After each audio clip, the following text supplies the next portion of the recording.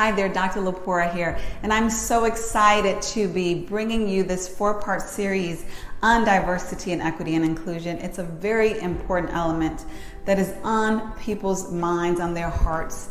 And so today we're specifically looking at a diversity, equity, and inclusion maturity model that I developed. And the reason why I thought this was so important is because a lot of organizations, a lot of top powerful leaders are really confused regarding how to approach diversity, equity, and inclusion, and they're a bit overwhelmed by the ocean. And even though individuals are powerful, are skilled, are smart, it does not mean that they know everything. And so specifically diversity and equity and inclusion, many of us are still learning in the industry. And so it's important for people to not be ashamed, but to be open to learning how to leverage D&I to better their organizations, to better their business, to better their teams and their people. So we're going to dive into this model so that you can see a real look, a real evolution of how your organization can grow, take that journey in maturing through D&I. So first and foremost, I want to talk about these 5 levels that you see. Basic, awareness, appreciate, integrate, and sustain. This is very important because what it suggests, what it implies, and what it directly says is that you have to make an evolution journey in order to optimally manifest D&I in an optimal way within your organization. I'm not going to read everything, but I do expect you to read all of this in order to absorb it all. But the essence that differentiates these levels is going from an organization that is more reactive, more based upon what they have to do, to actually being D&I. So it's from an organization that is reactive to passive to active to proactive and then to sustaining. And so these all look very different. And so that intention of your organization, of the efforts, of the investments by your leaders, by the body, is what gets you migrating, what gets you evolving and upgrading through that journey. So what is important to understand is that basic level is one of compliance.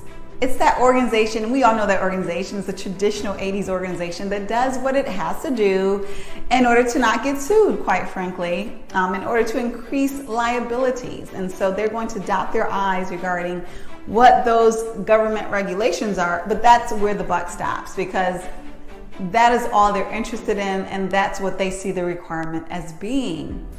You know, and then that next phase is awareness. Well, okay, we see this diversity, this equity and inclusion, we understand it, and we know what it may be, and it may be a positive thing, you know, and that awareness goes more into a phase of now we appreciate it. We appreciate what diversity, equity, and inclusion is. And not only do we appreciate it, but then that goes into we want to be engaged, we want to be active, we want to do something, you know, to basically manifest this great thing that is good for our bottom line, good for our business, good for our people. And then ultimately that inspiring level is sustaining. And that is when your organization culture represents D&I. It's going from an external focus, again, one that is reactive, one that is about compliance, to one that is more increasingly internal, to one about sustaining. Another way to look at it, or another component of that maturity, is about investment. How much of investment of energy, of intention, and resources is toward an organization being diversified, equitable, and inclusive? As that intention grows, as those investments grows, as those resources grow, then that maturity should grow along with it, assuming that it's the right, obviously, methodology and the right transformational efforts that are made. But at the end of the day, it is an approach that is from an external perspective reactive to one that may include bringing in external professionals and consultants, then to one graduating to internal resources, and then ultimately one that is diverse, one that is equitable, one that is inclusive. And that if you were to change that, you would change the organizational culture itself. Now, I will say most organizations are not at the sustain level. not even 3% within our country at least are at that sustained level. But you absolutely should aspire to that, because that's how you get there. Just like any other business goal that we have to aspire to it, we have to develop the plan, and then we have to apply our plan, our resources in order to get there. So I hope that helps. I hope that gives more information.